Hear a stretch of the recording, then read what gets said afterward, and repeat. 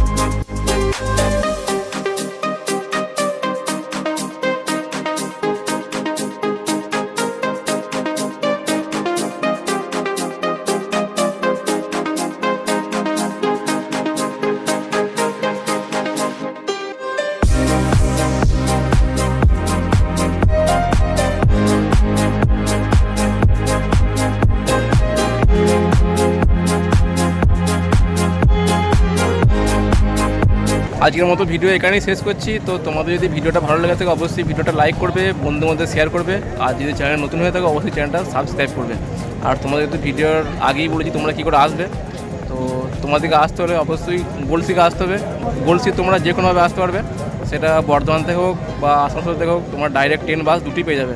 এবং এই মেলাটা হয় গলসি ঠিক কলেজের সামনে, তোমাদেরকে চৌমাথায় নামলেই তোমরা সেখান থেকে হেঁটে বা টোটোয় করে আসতে পারবে মেলাতে। আর এই চৈত্র মাসের 1 তারিখ থেকে মেলাটা হয়। তো চলো আর বেশি কিছু বলবো না, তোমাদের যদি ভিডিওটা ভালো লাগে অবশ্যই ভিডিওটা লাইক করবে। আজকের ভিডিওটা এখানেই শেষ করছি। টাটা, দেখা হচ্ছে পরের অন্য কোনো ভিডিও।